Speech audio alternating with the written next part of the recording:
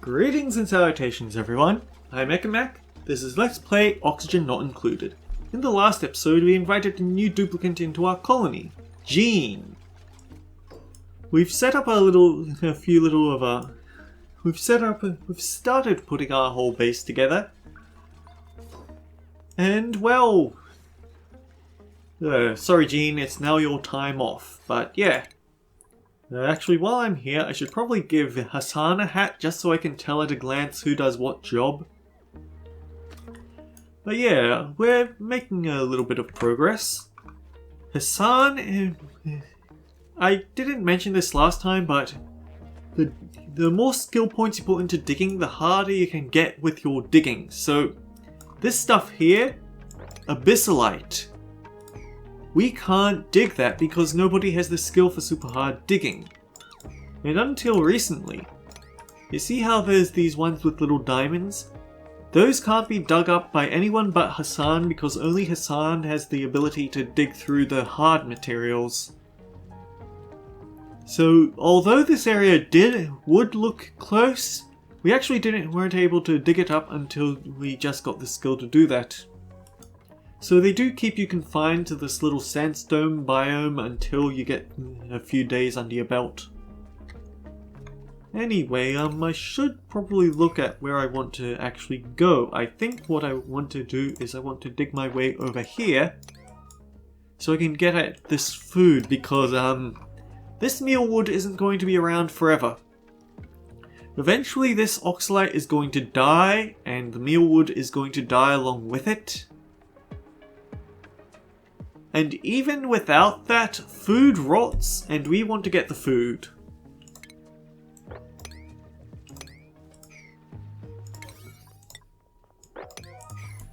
This is definitely a bit of a long time waster game. There's a reason why I have... Let me look.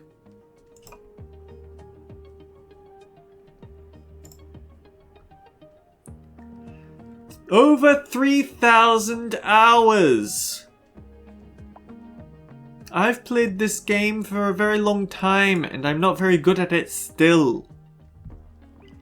I just copy other people's designs. Turning everything into tiles is kind of a good idea because tiles give a slight running speed increase to any duplicant on it. Plus hatches can't dig into it. I also tend to get a bit paranoid over... So anything that has cracks in it, there's a buried object in it. In the sandstone biome, this can be a few different things. It could be extra seeds, it could be hatches, it could be muckroot. And I always worry, what if I dig up this and it turns into a hatch? It'll fall straight into the water and drown, so whenever there's buried objects near the lakes, the natural forming lakes, it always makes me just a slight bit paranoid. And I think I should also point out that our farmer, Ren, does not have farming yet, but he almost has. He's 3 experience away from his next skill point. Ren isn't going to naturally dig up these plants, even though it says... there we go. Even though that's one of his priorities, we have to use the harvest plants button, drag over this. Anything with the green icon, he's going to naturally harvest. If it's a muckroot, then he's actually going to that also includes the muckroot which can't grow back. But since they don't produce anything just by being planted in the first place, it's generally okay to just dig them up as you see them.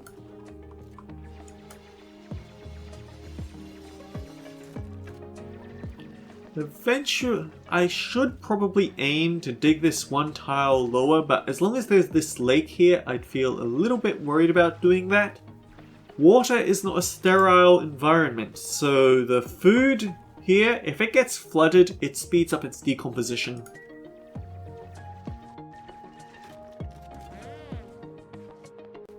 There's a bit of a balancing act, isn't it? We want to have some carbon dioxide here, but we don't want too much so they can poop in peace, so to speak.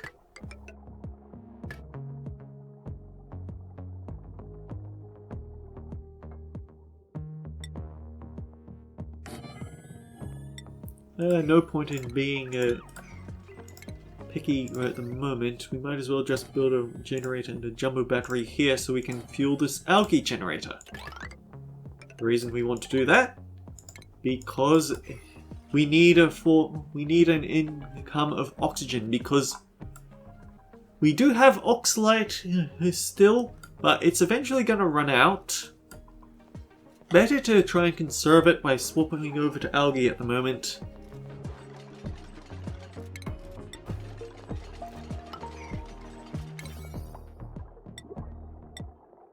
And oh, hello. We could get a new duplicant now. We have someone who snores. We have someone with athletics, but they can't decorate. We have someone else. Iron Gut does have its uses, but we specifically want someone with rocketry to go with it.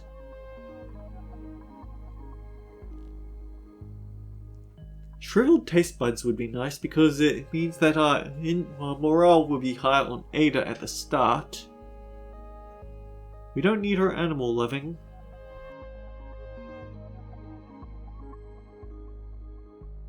I feel like at the moment it's fine to go for a care package.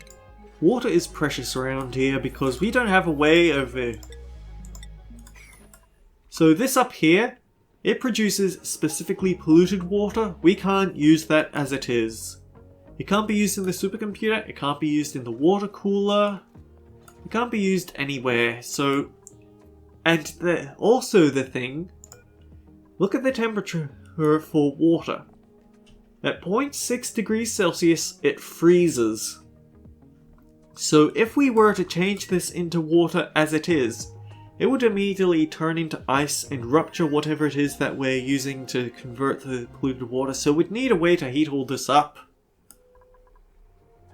Or alternatively just route it to where it is and hope that it leaches out the cold into the environment. Generally, the aim of the game is to do as many things as possible. Anyway, we have our ranching researched. We don't have any ranches to build, but we do have ranching. Which means that we should look at doing something else. And I think what we want to do is look at smart storage. Although smart storage isn't the important point is brute force refinement. We need to get some refined materials. And all that said, now I need to look about and decide where I want to set up my hatch ranch, because it actually takes up a very large amount of space. If we build into this area here, we have to deal with the slime. Slime lung isn't too bad, but I hate dealing with it. If we build down here, we have chlorine and hydrogen, which are both unbreathable gases, so we don't want that leaking into the base too early. And of course we have these 3 lakes about, which makes it a bit hard to find somewhere to build because water respects gravity. And I don't want to deal with any of the ruins because those tend to have things you can't destroy, so building around them can be kind of difficult.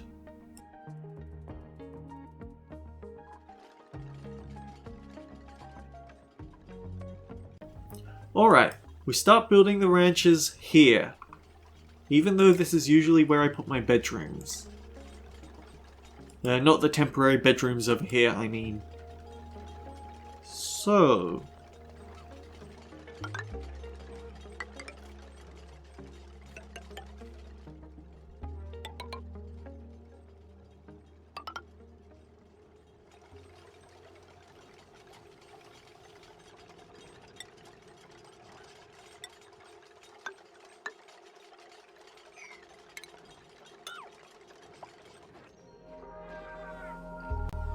Right.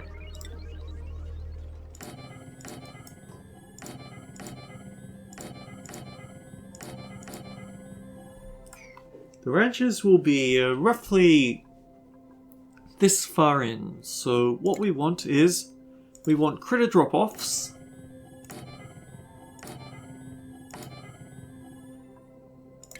And then next to them, ranching stations. We can't build one here because this bristle blossom is in the way. We're going to have to tear these up.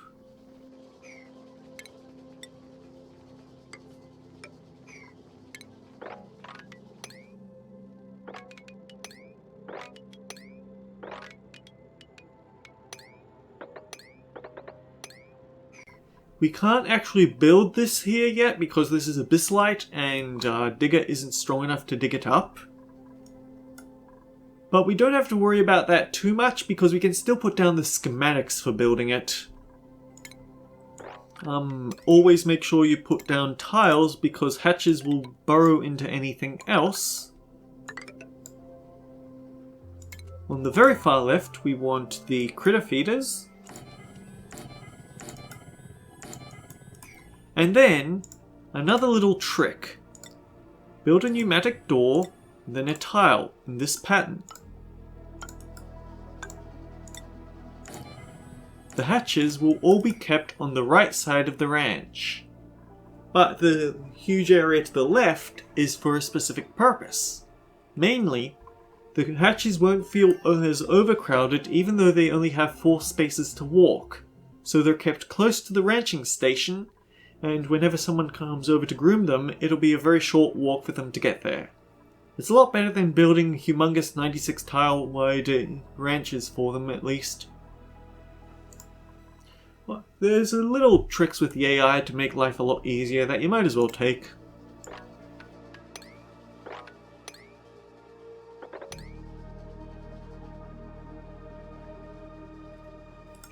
And I think I actually do want to prioritize going into this area first. So mark all of this as 6, but mark these digging areas as 7.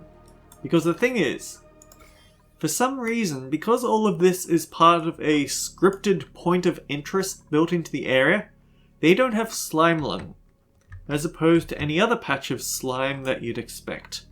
This area over here also has slime that isn't infected because covered volcanoes are actually very cold and slime lung dies out when it gets too cold.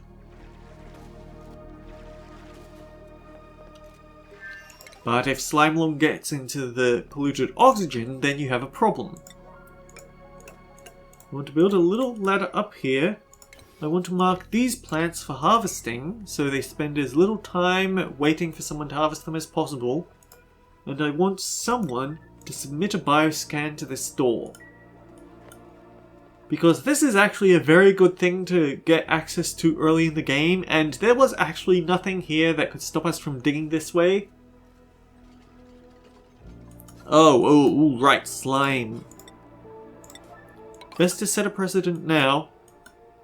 Build this out. Build a storage bin at the very bottom. And then mark it to collect all the slime lung and oxalite and other... Basically there's several materials that off-gas. But only if they're exposed to open air. Stick them in water and they can't off-gas. The achievement for that. We can expect this. It gives us a database entry. The computer was wiped almost completely clean, except for one file hidden in the recycle bin. The files in question were a security risk and disposed of accordingly. As for your emails, the NDA you signed was very clear about handle requests from members of the media. See me in my office. Director Stern. Dear Dr. Jones, I'm sorry to bother you again. It's just that I'm absolutely certain someone has been interfering with my files. I've noticed several discrepancies since last week's glitch. For example, responses to my recent employee survey on workplace satisfaction and safety were decrypted, and significant portions of my data and research notes have been erased. I'm even missing a few emails. It's quite alarming. Could you or Dr. Summers please investigate this when you have some moment? Thank you so much. OMG, Amari, you're so dramatic. It's probably just a glitch from the system network upgrade. No one can even get into your office without going through the new hand scanners. P.S. Everyone's work is super private, not just yours. XOXO, Dr. Jones. Hello, Dr. Jones. Hope you are well. Sorry to bother you. I believe someone has improperly accessed my computer. When I was logging in this morning, the last login pop-up indicates my computer has been accessed at 2 AM. My last actual login was 6 PM, and some of my files have gone missing. Privacy of my work is paramount. Would it be possible to take a look, please? So, I think these are actually along... Okay, so these were actually in reverse order. You can inspect to get those little tidbits of dialogue, but also inspecting will give data banks. These are very important. Try to get as many as you can. We can also inspect this building for another database entry. The hatch has been selected for development using a naturally wide range of potential food sources. Energy production is our primary goal, but augmentation to allow for the consumption of non-organic materials is a more attainable first step, and have additional uses for waste disposal. The morb has been selected for development based on its ability to perform a multitude of waste breakdown functions for a healthy ecosystem. Design should focus on eliminating the disease risks posed by a fully matured morb specimen. The puffed might be suitable for serving a sustainable decontamination role.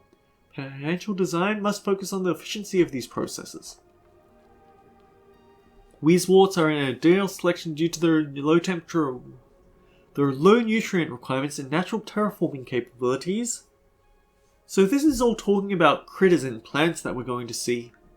Design of these creatures should focus on enhancing their natural influence on ambient temperatures. The preliminary hatched gene splices were successful. The prolific mucus excretions that are typical of the species are now producing hydrocarbons at an incredible pace. The creature has essentially become a free source of burnable oil. Bioluminescence is always a novelty, but little time should be spent on perfecting these insects from here on out. The project has more pressing concerns than light sources, particularly now that the low light vegetation issue has been solved.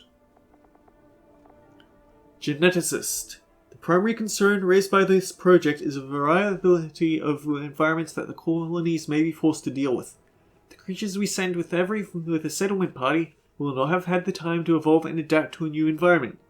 Yet each creature has been chosen to play a vital role in colony sustainability, and is thus too precious to risk loss. Geneticist. It follows that each organism we design must be equipped with the tools to survive in as many volatile environments as we are capable of planning for. We should not rely on the pod alone to replenish creature populations. So yeah, sometimes we can get animal returns from pod care packages, but here's the problem. We can only repopulate species that we've actually seen, and one of the best food sources in the early game isn't available anymore for the early game of the Spaced Out DLC, which is a problem because now we have to rely on hatches. The other thing is that I've known Pacu species to go extinct if you can't get to them in time. And then there's these guys here. Sweetles were added by the DLC.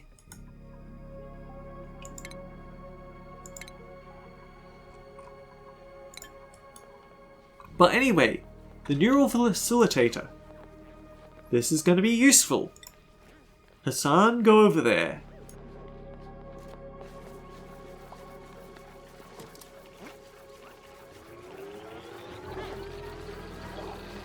He'll be fine. Facilitation complete. Complete neural process. Whoa! Hassan's brain is still vibrating, but they've never felt better. Hassan required the beefsteak trait. This duplicant's got muscles on their muscles. Strength plus 10. So you can actually save scum for this thing, and I sort of wish that I had, but they give additional positive traits to duplicants. The downside is that, well, there are no charges left in this facilitator. Getting new ones is not going to be easy. It's possible, it's just a very long-term project. So yeah, the next time I find one of those, I'm going to be save scumming to get a really good trait, because beefsteak is nice, but there's better.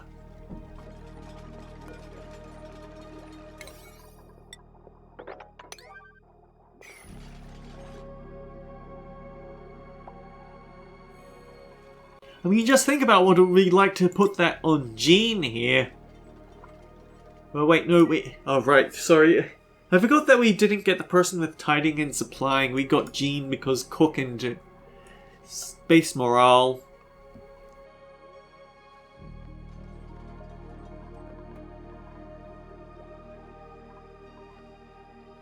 Anyway, this is where we want to have organic slime level 9. We always want to get slime immediately to somewhere where it can't off-gas, because similar to how oxalate produces oxygen, if you dig up slime, it starts producing polluted oxygen, and any germs that are on the slime are transferred to that oxygen. And slime lung thrives in polluted oxygen. What does slime lung do though? Well, if we go to the database,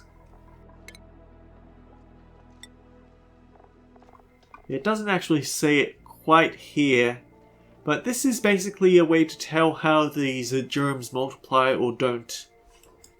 Oh. Do not build this block until we've extracted this area here, but back to the database.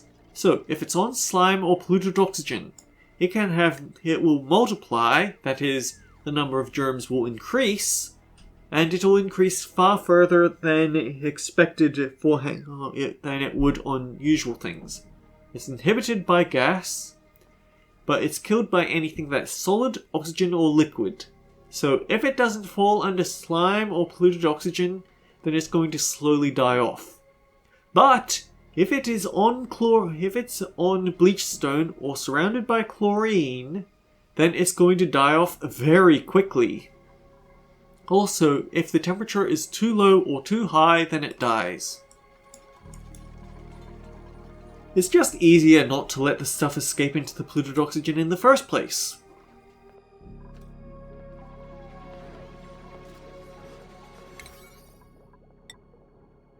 We don't absolutely need to have these hatch ranches up and running yet because we don't have anyone who can ranch. But we'll get that extra skill point on Ren sooner or later, so we might as well have somewhere for him to start stockpiling all the hatches. Especially since a ranch can only hold a maximum of 8 hatches, and that counts their eggs. Because basically, a ranch, or rather a stable, can only have a maximum size of 96. And hatches don't just feel uncomfortable in enclosed spaces, they also each need their own amount of space. So if we have... I don't know the exact number that hatches get uncomfortable at, but I know from experience that you can only have 8 per ranch.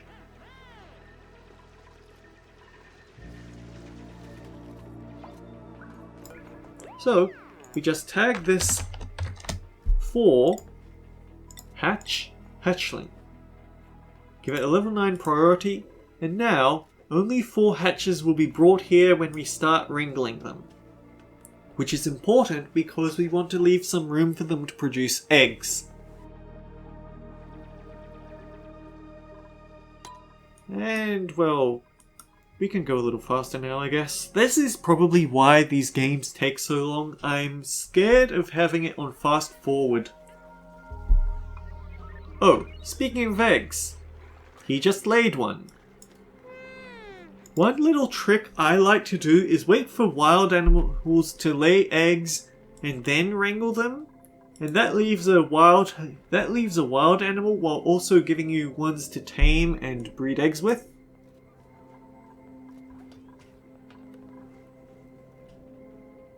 For specific design, for specific animals, you can actually starvation ranch them, which is a horrible thing to do, but it's also what you have to do with some of them, where they'll produce one egg before dying if you keep them constantly groomed.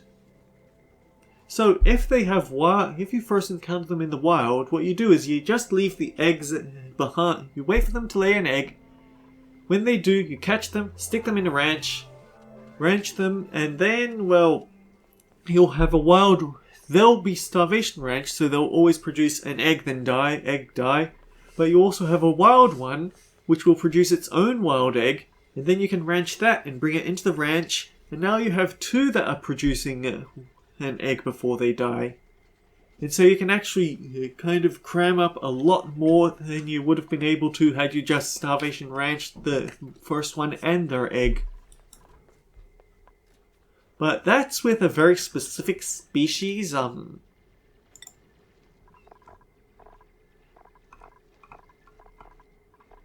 There's a lot of animals in this game.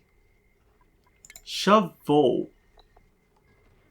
The shove-vole is a unique creature that possesses two fully developed sets of lungs, allowing it to hold its breath during the long periods it spends underground. So basically, they produce a lot of meat to make up for the fact that they eat a lot of food.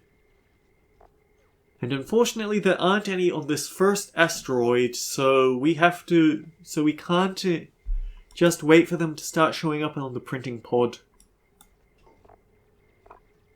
But this is new, the Lectavole egg.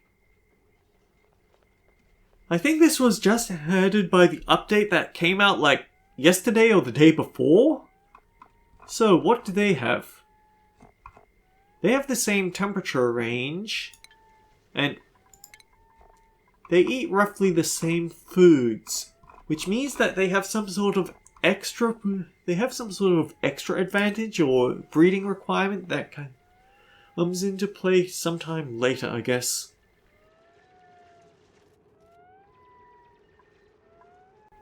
Ooh, 3 minutes left. Can we do anything interesting in this time?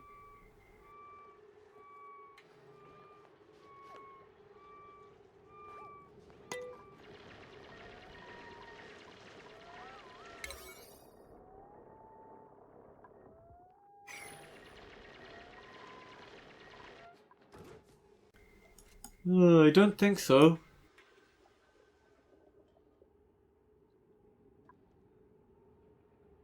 I suppose I should bring up what this little corner is. Nothing of interest in there, but this is a teleporter. This is exclusive to the DLC. Somewhere in this asteroid there is going to be a teleport station where we can send someone to another asteroid. This is we're only ever going to find one set of teleporters that is, we're going to be connected to the oily swamp asteroid and no other. But we're also going to have an input and output supply teleporter on this asteroid which connect to the oily swamp, which has its own set of input and output. So we'll be able to easily transport liquids, gases, and solids between the two, letting them sort of work like a combined base. Anywhere else we have to get rocketry to reach and leave. So take advantage of the fact that this is going to be the only way you can get oil on this asteroid. And oil is important. Maybe not for power due to the achievement, but it's still very important.